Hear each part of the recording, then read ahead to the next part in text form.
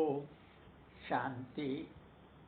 प्रिय आत्माओं, बहनों और भाइयों, आज का विषय है भ्रमजाल। आजकल कई बहन भाइयों का ये कहना है कि हम पिछले 20-30 साल से प्रजापिता ब्रह्मा कुमारी ईश्वरीय विश्वविद्यालय में समर्पित होकर सेवाएं दे रहे थे, लेकिन अब हमने अपना स्थान बदल लिया है। अच्छी बात है, अच्छा काम किया है। ठीक वैसे ही जैसे आजकल के नेता कर रहे हैं, वो भी यही कहते हैं कि पिछले 40 साल से कांग्रेस की सेवा कर रहे थे, अब बीजेपी में आ गए हैं। ईश्वरीय मार्ग में परीक्षा निश्चय की होती है, महत्व निश्चय का होता है। जो कच्चे होते हैं वो छोड़ जाते हैं, पक्के अपनी जगह पर बने रहते हैं।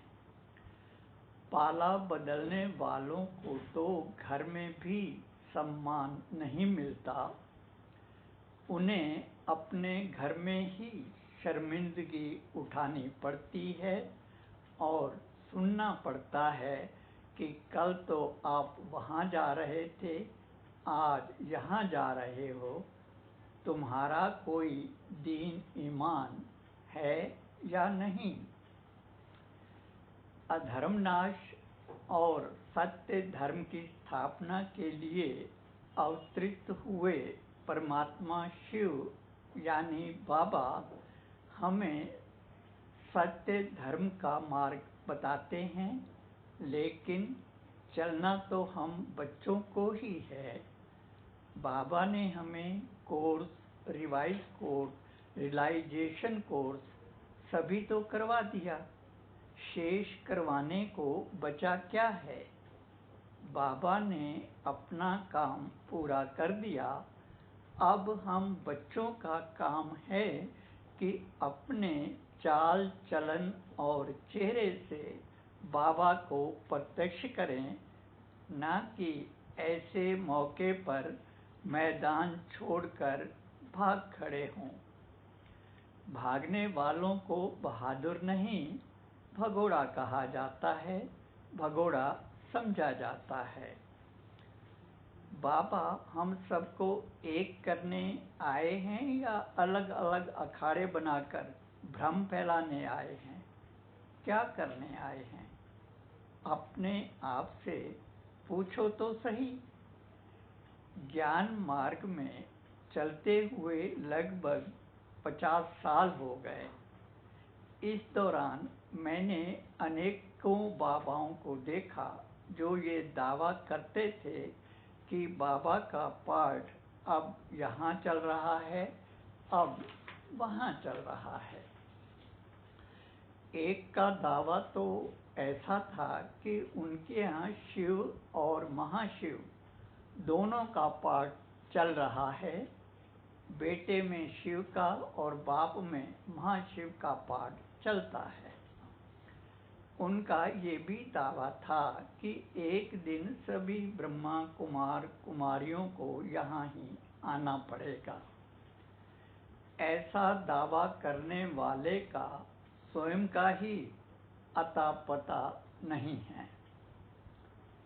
एक ऐसी नारी को मैं बहुत ही करीब से जानता हूँ, जिसे ज्ञान और योग में महारत हासिल होते हुए भी न तो किसी को ज्ञान सुनाती थी और न ही बैठकर योग लगाती थी। वो सहज, सरल एवं स्वाभाविक कर्म योगिनी थी। त्याग एवं सादगी की ऐसी प्रतिमूर्ति कि जिसे देख स्वयं ब्रह्मा भी चकित हो जाए। निश्चय ऐसा कि मायावी दूत तो क्या, स्वयं मायापति रावण भी न हिला सके।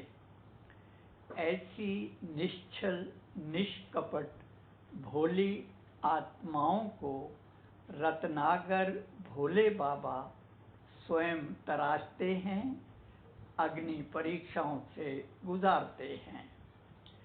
ऐसी तराशी हुई नारियां अपने ही घर को शिवालय बना देती हैं। ऐसे काम सादगी एवं गुप्त रीति से हुआ करते हैं, प्रदर्शनों एवं आडंबरों से नहीं। एक बार इसी नारी ने अपने पति के ऑपरेशन के दौरान बाबा से कहा था कि मैं कुछ नहीं जानती, जब तक इनका ऑपरेशन चलेगा आपको ऑपरेशन थिएटर में ही रहना होगा। ऐसी बात कोई ऐसे तो नहीं कह सकता, कुछ तो रहा होगा, कुछ तो होगा। बाबा हर घर को आश्रम बनाने आए हैं।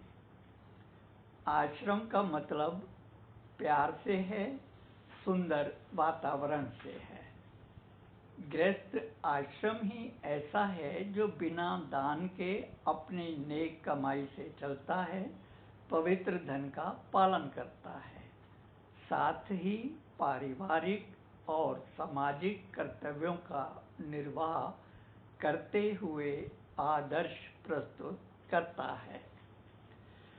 सिवाय गृहस्थ आश्रम के कोई भी मठ, आश्रम और संस्था ये दावा नहीं कर सकती कि उनके यहाँ पवित्र धन अथवा नेक कमाई का पालन होता है या आदर्श स्थापित करता है। अंत में यही कहूँगा कि आप सभी बहुत अच्छे हैं, अपना अपना पार्ट बहुत अच्छा बजा रहे हैं, बखूबी निभा रहे हैं। आप जहाँ भी हैं खुश रहिए, खुशियाँ बांटते रहिए।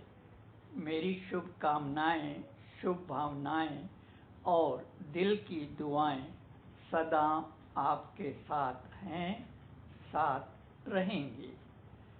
मेरे शब्दों में न जाते हुए भाव और भावना को समझने का प्रयास करेंगे, साथ ही किसी भी प्रकार की हुई त्रुटि के लिए क्षमा करेंगे। अच्छा, मधुर याद सहित ओम शांति।